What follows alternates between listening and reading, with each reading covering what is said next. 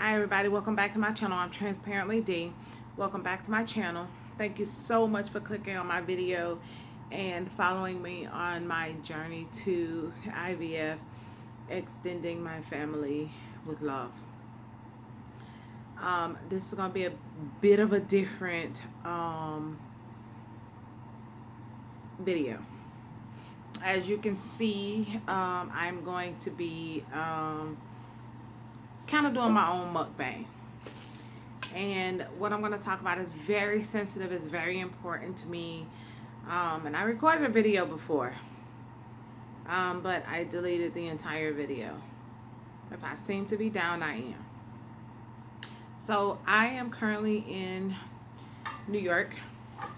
My retrieval for tomorrow, my retrieval is for tomorrow at 9:30 in the morning, and I'll know then how many eggs retrieved, how many are mature, and in the following days, how many matured, how many made it to day 6, how many made it to PGS normal, etc. So I'm in the hotel because I just literally got out that airplane and I'm exhausted and I just really want to sleep, but I got a lot on my mind. So what did I just order that cost me $40 freaking dollars? Okay, first of all, the food was $28. And then they charged $6 for gratuity or something like that, and then charged another $3 and something to bring it up to me. I could have went downstairs, got it for myself for free. But I have shrimp. Whoops, and I'm making a mess. Whatever. Shrimp scampi with angel hair, and ooh, that looks good. And I have spinach dip. Okay, so let me get into this video. Let me taste this first. Let me see, because it look good, but you know.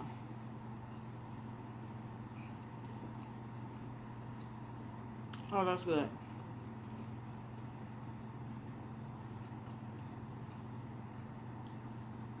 The bread is real crunchy.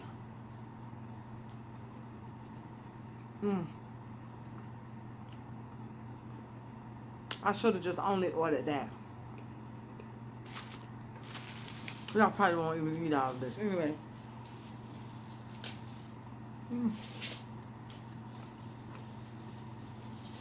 I can't have nothing to eat after midnight, so I'm gonna grow up. Anyway. So on November 19th of 2018, I was at work, and while I was at work, I got a phone call. I got a text message that said, "Hey, I need you to call me, it's urgent." So I tried to call and she didn't answer, and then I called back again and she answered, and she's like, "I need for you to be in prayer for Miss Angelica." And I said, "Okay, no problem. What's going on?" They proceeded to tell me that my friend Brooke Jenkins had been murdered. Immediately, my heart dropped to my stomach. I was at work, you know me, our nurse. I had to walk off the floor. I'm like, what the freak happened? So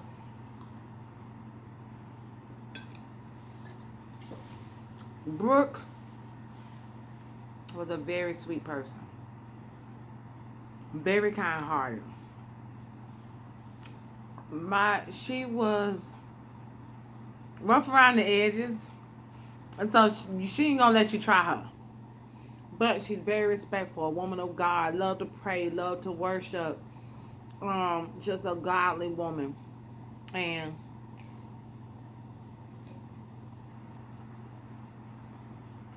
I just didn't understand what happened. So they proceeded to tell me that She was shot in the head by her husband.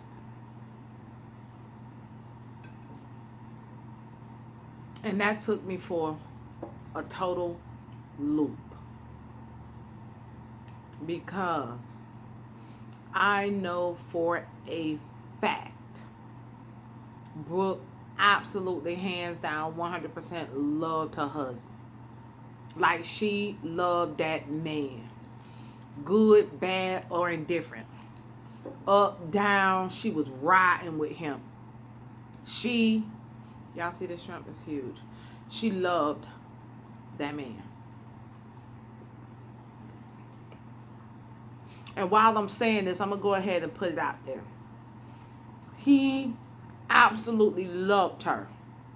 He loved her. She was the mother of his children. He loved her. He did. So to hear that threw me for a loop. So I began to ask other questions. Y'all know I'm very inquisitive. His mother died a little over 6 months ago. And once his mother died, you know, his mental illness heightened. Now, I'm not going to talk about their relationship out of respect for my friend. I'm not going to talk about their relationship. Not at all. We ain't doing that on here.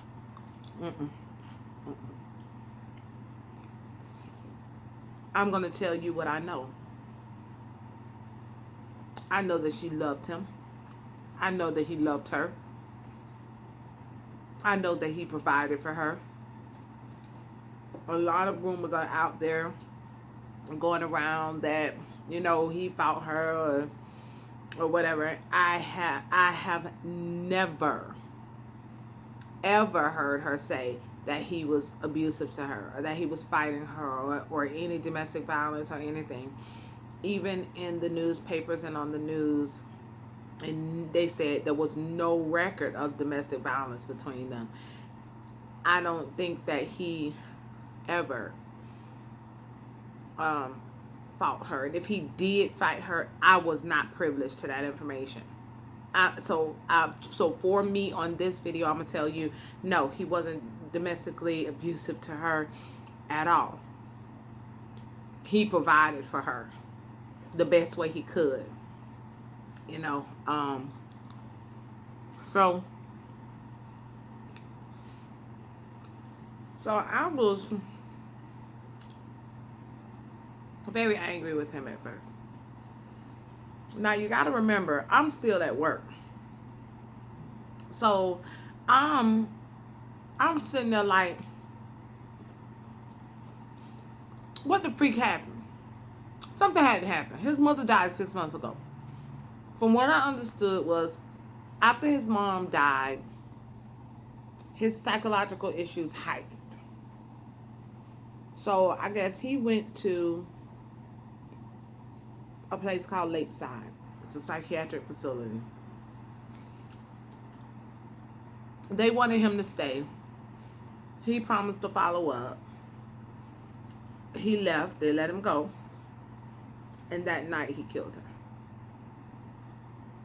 And left her for her 4 children to find her that next morning. I don't know what's true about the story and what's not true about the story. All I know is what's on the media, because I don't even want to go to... I talk to her sisters and her brother-in-law and friends and everything. I mean, like, we're a tight-knit circle, you know. I don't even want to ask those questions. Because when my brother was murdered, I didn't want nobody asking me nothing. At all. I only know what the media put out. So per the media, there was a video camera in the house. And the video camera showed them arguing. And I guess they was tussling. I don't know if they were fighting or if they was tussling or what happened. It wasn't descriptive enough.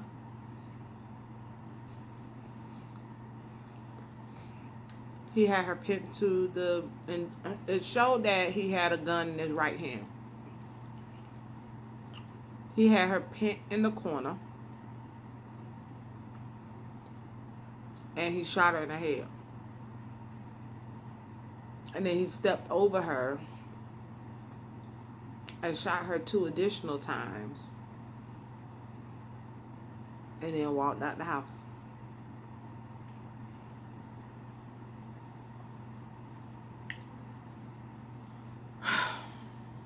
So I've been battling with that all week. I haven't went back to work yet. I haven't been doing my hair, makeup, nothing. I mean, it's just very devastating for me.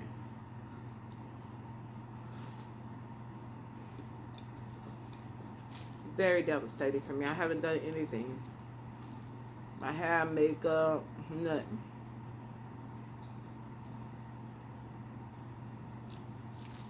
But I do want to not make an excuse for him, because he needs to pay for what he did. Will he pay? Probably not, because he has a documented mental illness. How do I feel about that? I don't know. I don't know, because it's so hurtful. You know what I mean? I know that in the African American community, mental illness is almost like swept under the rug. It's like you tell somebody that you're depressed or you're sad or whatever, and they tell you, oh, that's because you ain't praying enough. You need to pray more. As if I'm already not feeling some kind of way anyway. I'll give you an example. I have battled with depression. I have battled with very severe depression. And I've overcome that. And I will make a video on how I overcame depression. But this video will be too long if I do that. So, anyway, I was in probably the 6th grade. At this time, my mother had passed away. And I was separated from my siblings, and I was living with my dad and my grandmother. So let me give you the dynamics. My daddy was married, cheated on his wife with my mother, and got me. My biological mother had me in an unsafe environment. My daddy came in and kidnapped me from her and never took me back. So my stepmother and my father raised me. So when I call someone my mother is dead. She died of leukemia when I was 13. And then I have my biological mother, who I was just reconnected with in 2010. 10? No, it's been longer than that. 2000, I don't know, a few years ago. I was reconnected with my mother, my biological mother. Okay, so when I was in 6th grade, my stepmom had just died. My stepmom had 4 other kids from my dad. And they went to go live with my stepmom's mother, my grandma. And I went to go stay with my dad. I wasn't permitted to go live with them. Her family, some of them accepted me, some of them didn't. You know, I was an innocent bystander in the whole situation, but I felt like I was blamed a lot, especially when she died. You know, I always felt like the black sheep, like the outcast coming up. And so being raised in a family like that, it weighs on you. But I can remember a time when I was in the 6th grade, and I was just dealing with a lot. My stepmom had just died, you know. I was living with my daddy. We were struggling. And it was just hard. It was just a difficult time in my life. And there was this young lady who wanted to fight me. Now, I didn't know that she wanted to fight me. And y'all know I told y'all I used to be meaner than a rattlesnake, honey. So, you know, I didn't piece it together that she wanted to fight me. I did notice that she was walking, like she lived the other way, but she was walking like she was coming towards my way after school. So the school that I went to in Orlando is called Carver Middle School. And you have to go under like this little gate thing, and then you're off school property, and I live like the second street over. And so after we got over the gate, this girl just started talking all this crap. So y'all, I done told y'all, I was ready for whatever. Because one thing anybody who know me will tell you, don't talk. I ain't with all that lip. I'm going to hit you in your mouth. And you better be ready to go for what you know. So, she popping off, but I'm still walking because I'm like, clearly, you're not talking to me. Because I hadn't done anything to her. To my knowledge. To this day, I still don't know why this girl wanted to fight me. But she did. She came. I remember her pulling my hair, and I played the clarinet in the band. And so I had my book bag on, and I had my clarinet in my right hand. I remember her pulling my head back like that. I had really long hair, and she pulled my hair. And when I came to, I literally had her head in my hand like this, and I was bashing it on like the cement curb. There was blood everywhere. And of course I stopped. I'm in the 6th grade, and I'm like, okay, I stopped. I grabbed my clarinet, I got my book bag, and I walked home, and I told my grandmother what happened. And nothing happened. I mean, she had to get stitches across her head here, but I never saw her again. But from 6th grade all the way up until last year, I've always wondered what happened to her, where she is. I wanted to tell her sorry, because although she assaulted me first, the level of aggression that I took out on her was not her fault. I was depressed. I was dealing with anxiety. I was in a new environment.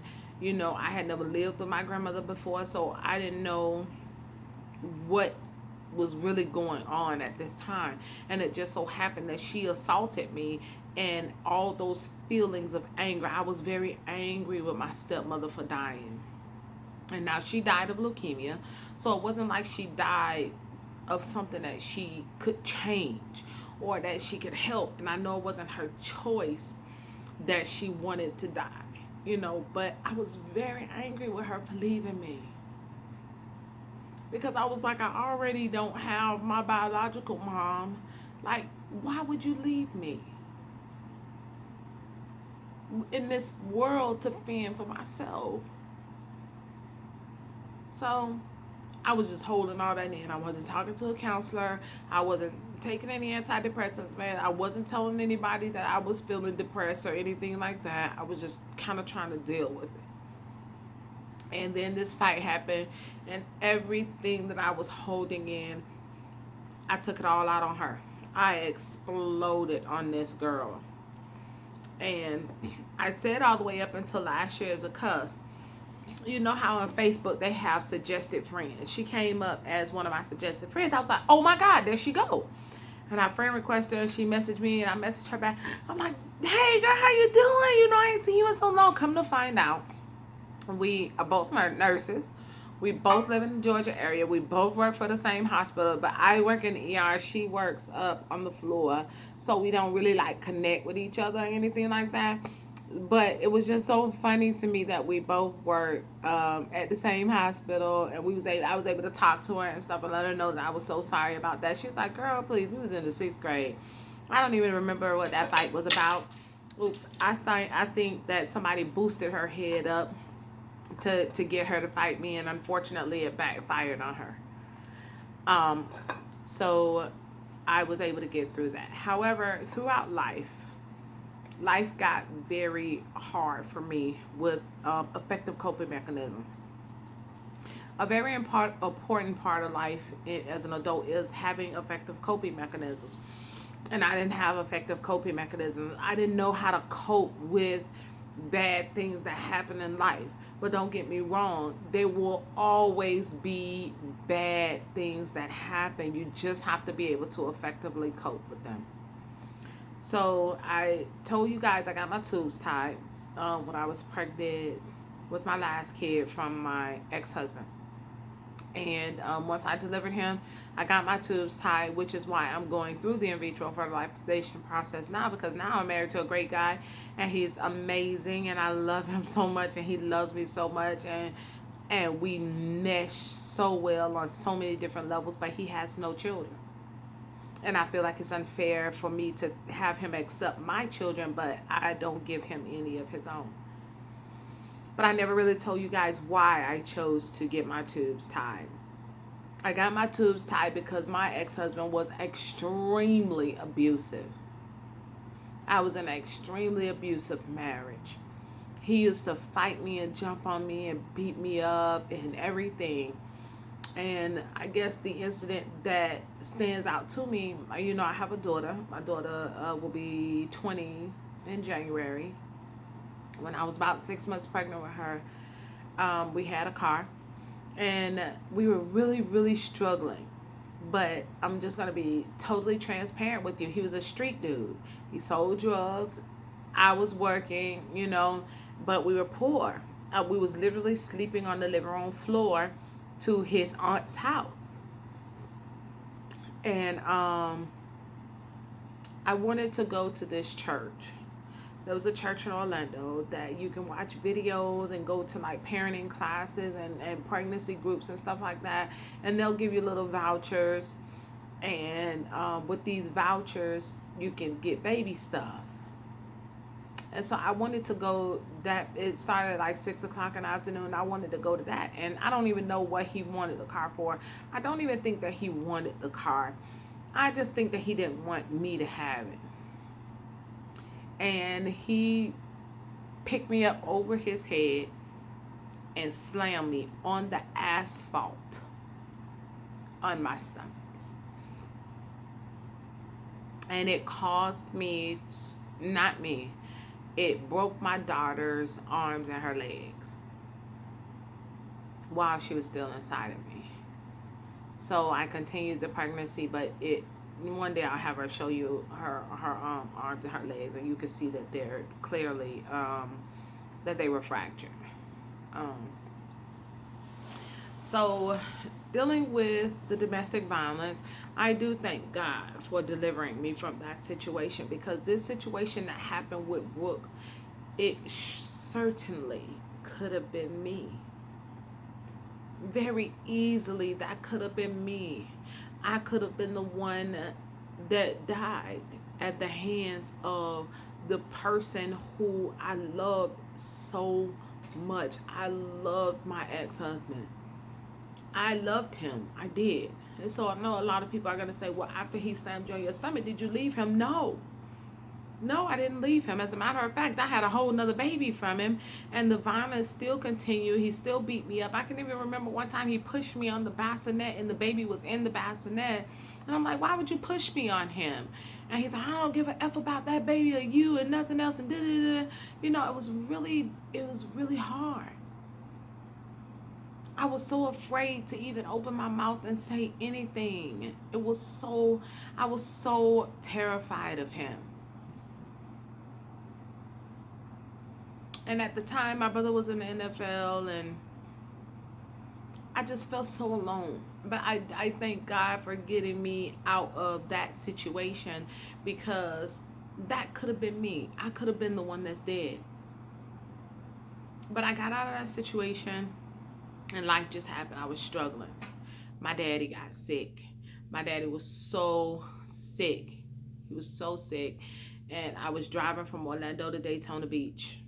And that's probably a 2.5 hour ride, Monday through Saturday, for my bachelor's degree in nursing. Because now it was going to be just me. And I have 4 kids that I have to take care of, that I have to provide for. So, I need to figure this thing out. And my daddy told me, he said, you gotta get up. Get up. Shake yourself off. He said, it's okay for you to visit Pity City. It is not okay for you to move in, find a job, and live in Pity City. Shake yourself off. And I was like, Daddy, I got all these kids, man. Ain't nobody going to want me in this and another. And my daddy said, listen, a man, and I'm talking about a man. I'm not talking about a boy. A man will never have a problem with you having children. He won't have a problem with that as long as you can provide for them. What else do you bring to the table other than sex? Because any female can give him sex. What else you got? Get up and go get you something to put on the table. That's what he told me. And I went. And I ran through it. And I'm going to do a whole separate video on how, God blessed me to get into the nursing program and the people who he placed in my life that helped me through that. And because that was a whole nother situation. But so I can remember a time when I was still at school at Bethune-Cookman. When I got in my car in my garage, my gas light was on, and I just told you that Bethune-Cookman is 2.5 hours away from Florida. I mean, from Orlando. So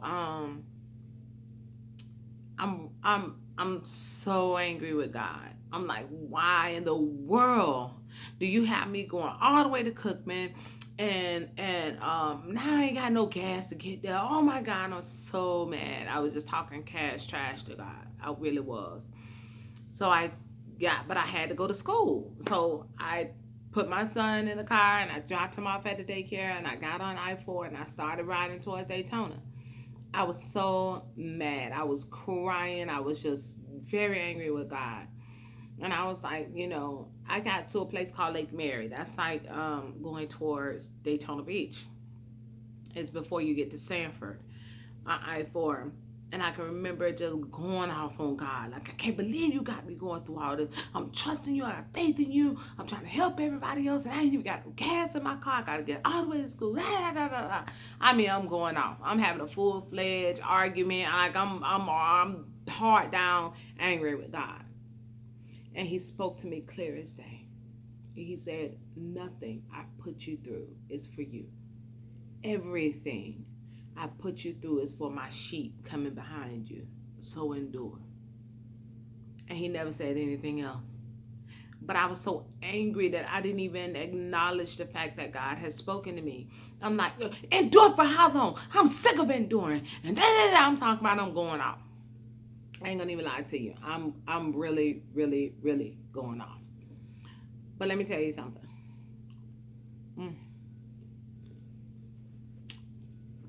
Sorry, y'all. But let me tell you something.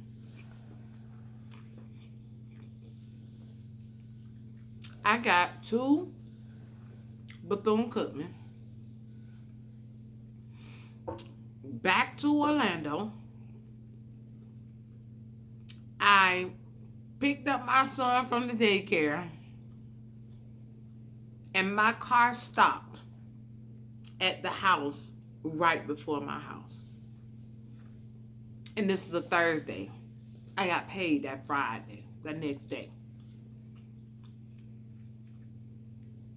God took that Oldsmobile Alero. That's what I had, an Oldsmobile Alero. That car took me with the gas light on from Orlando to Daytona Beach. Went to school all day, took me from Daytona Beach to the daycare, picked my son up from the daycare, and did not stop until right before my house. So you can't tell me God ain't good. So back to In this situation with the girl who, I got into the fight with, I blacked out.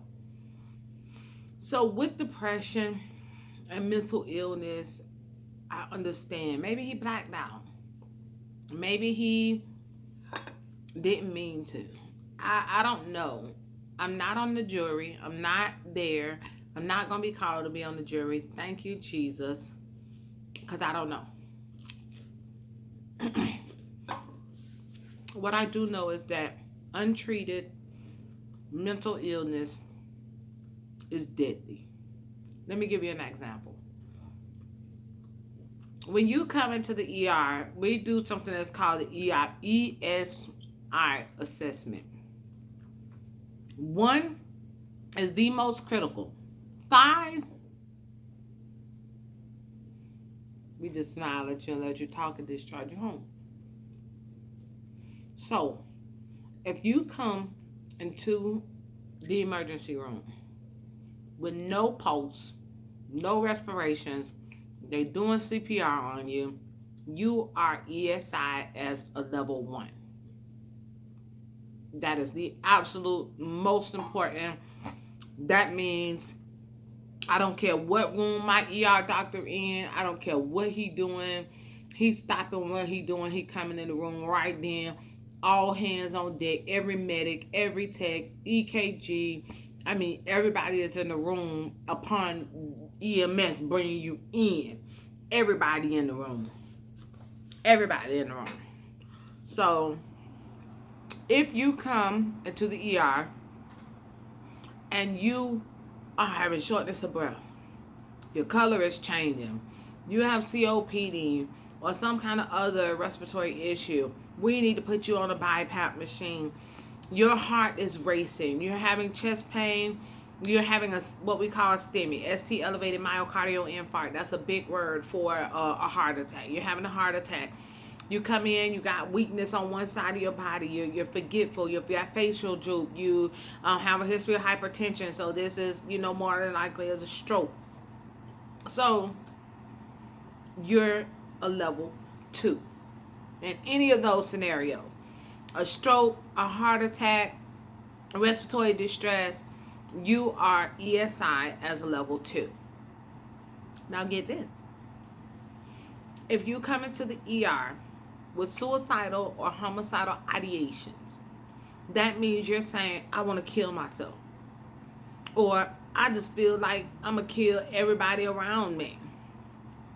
Your ESI is a level 2. Immediately. Level 2 ESI means that if an intervention is not done immediately, this person can die. That's what ESI means. That's what level 2 ESI means. So, with this guy, her husband, who was having suicidal and homicidal ideations, clearly, his ESI should have been a level 2. That is an absolute emergency. Everything stops with an ESI 2 as well. And an evaluation is made right then. In Florida, they call it a Baker Act. In Georgia, they call it a 1013. Every state does something different, but they're mandatory to stay a minimum of 72 hours. But the facility has the ability, the doctor has the ability to extend that for however long he wants to. And because they told him that he should stay, that means his ESI was still a 2. He should not have been released from that psychiatric facility. Period. That is negligence. Period. If they had treated him accordingly, then instead of just letting him go because they didn't want to deal with him, whether you could even come into a psychiatric facility voluntary. But if we do an assessment on you and we feel like you need to be involuntary, then guess what? That's exactly what we're going to do. And you have no rights at that point. We're going to keep you there. Because we are not going to risk you going to kill yourself or going to kill somebody else. We're not going to risk that. No, baby. And if you get out of hand, we'll be more than happy to do therapeutic hands-on, give you a shot, and put you to sleep. Good night. There is no way that facility should have let him out. That is my professional opinion. I am not speaking from a friend standpoint right now. Right now, I'm speaking from a healthcare professional standpoint. As a healthcare professional in the industry, there is no way that man should have been let out. No way. They let him out. He went home and killed his wife. The doctor said, you need to stay. So, period. I don't care if he say he gonna follow up with his mama. Period. This get me upset. Period. Like, there's no reason for that. Anyway. I can remember I think everybody to some degree deal with depression. What I want is for the African American community to stop sweeping it under the rug like it doesn't exist. Stop pretending that they're doing something wrong and actually fix the problem. Actually get the assessment done. Actually get the meds in their system and let them be therapeutic. And stop just, oh, you need to pray more. Guess what? Faith without works is dead. It is dead. You can pray all you want to, but if you're not doing the work, then it's null and void. We got to stop doing that, man. We got to stop doing that as a community. We got to stop. When somebody is telling you that they're depressed, you need to hear them.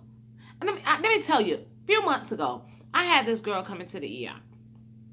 All day long, she had been telling her family, she called her dad, oh, I just want you to know that you're a great dad, and you won't talk to me anymore after this, but you are an awesome father. Red flag.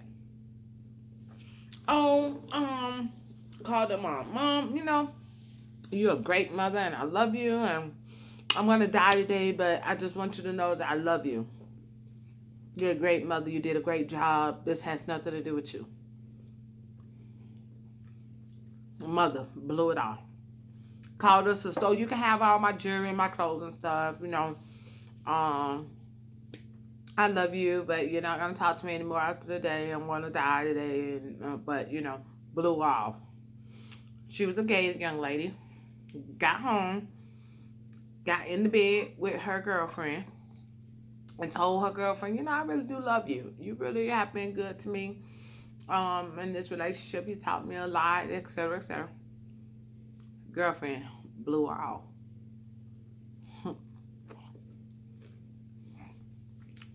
This young lady then got out of the bed,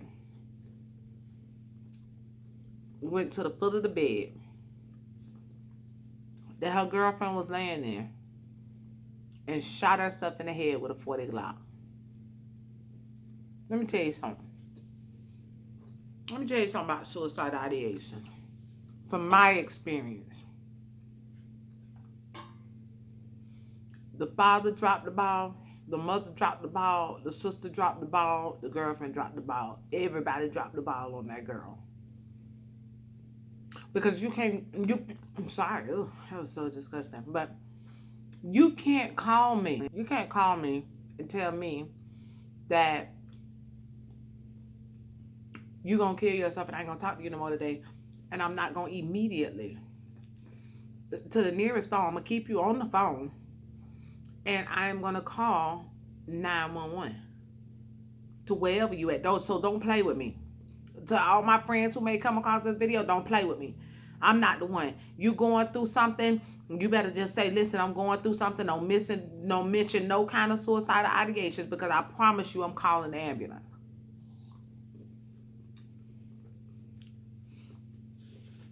I promise you I'm a 1013. I'm not going to play with you at all. I've had suicidal ideations before. And you know what? 2015, when I was dealing with all of this domestic abuse and stuff like that. It wasn't 2015, 2014. I went to the dollar store and I bought a calendar. And I marked a specific date on this calendar. And that was the day I was going to kill myself. I was very depressed. And I only wanted to live long enough so that my last son would know me. I didn't want to die and he not know who I was. He didn't know my favorite color. He didn't know what I like or anything like that. So once I made this up in my mind, I started spending a lot of time with him. I only wanted to get him to 5th grade because by 5th grade, our kid remembers. Like I remember 5th grade, so then he will remember me, and that was important to me that he remembered me. I wrote a letter and everything. I wrote in my letter, under no circumstances whatsoever is my son's father able to take custody of him. Period. I signed it with my name, my social security number, everything on there. Like, do not give custody of my son to his father. And I meant that. And I reached out to my pastor and his wife on Facebook. I sent him a message. He didn't even think enough of me to even call me back. Call me, message me, text me. He got my phone number. And I had been rocking with him since it was 5 of us in church.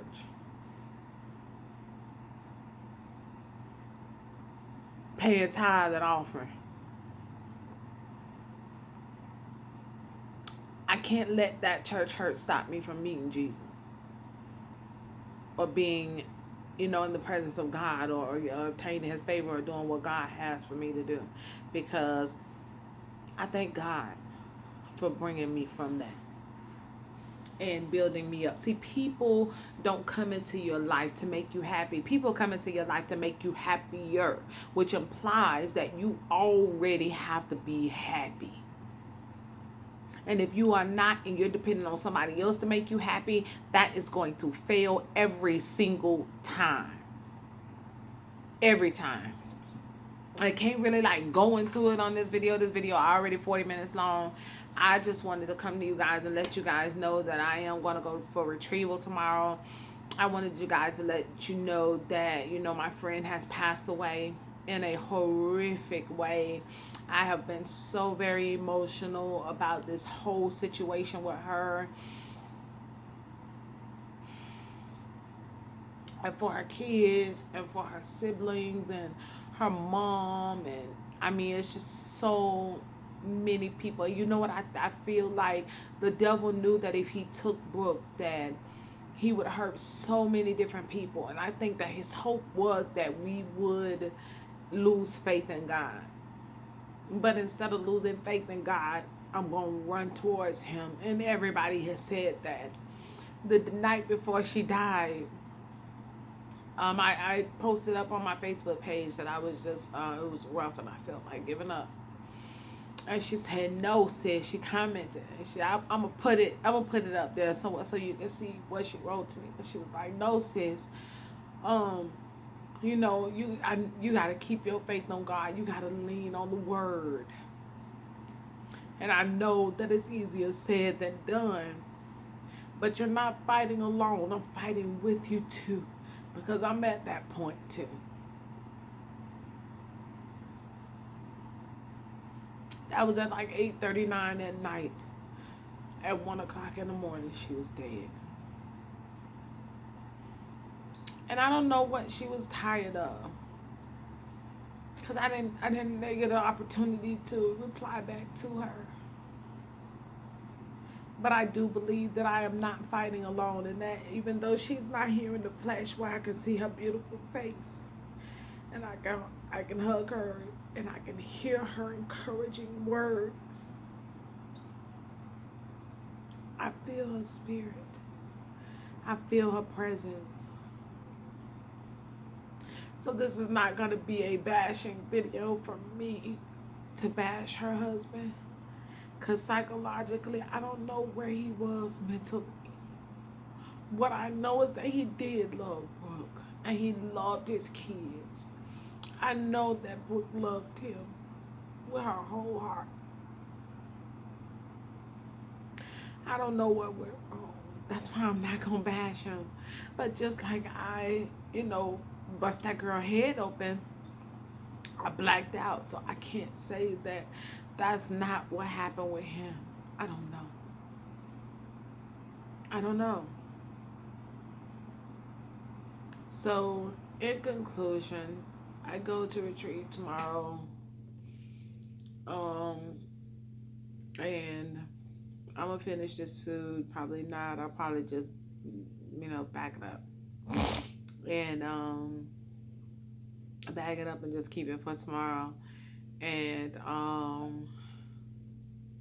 my friend died. Rest in peace, Brooke, man. You are a true woman of God. And I know that God has you in the midst of this and in the comfort of his arms. And I promise, until the day I die, I will do exactly what Brooke requested me to do. And that's to lean on God and trust his word and stay positive. That's what she said. Stay positive, because it takes too much energy to be negative. And I'm going to fight when there's no more fight in me. So I appreciate you clicking on my video. I'm going to come to you guys with more depression videos and suicidal videos and things of that nature, because I just feel like I have this platform, and as a healthcare professional, it is my duty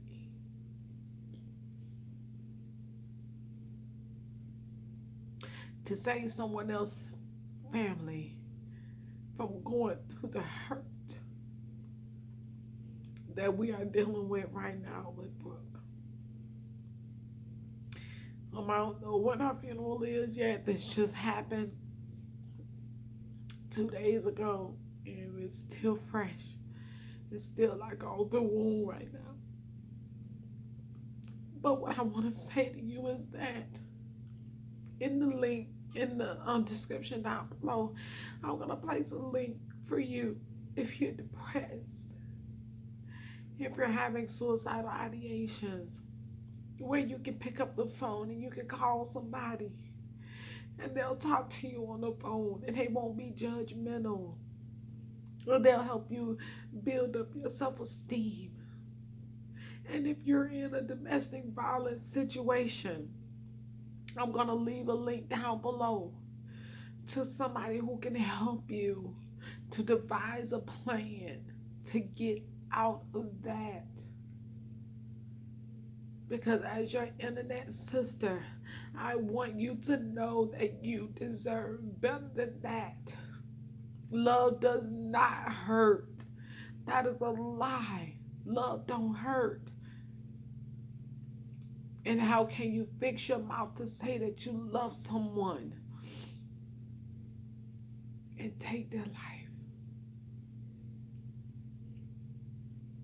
Let's it be mental illness. If you guys have any other questions about mental illness or anything that you want to talk about with depression, or even if you don't want to just put it out there for the public to see, you want to inbox me and message me, I promise you I will find you help in your area. I will talk to you, I will mentor you, I will help you, I will strengthen you to get you to a point where you can defeat depression, because it's beatable. I'm a witness. I'm not just talking out of the side of my neck. So you know how we do it on my channel. Keep your faith on fleek, and always remember, strive to be on top, because the bottom is already too crowded. Rest in peace, but I love you with my whole heart. Thank you for coming to my channel. If you like my video, give me a thumbs up, subscribe, and share. Thank you.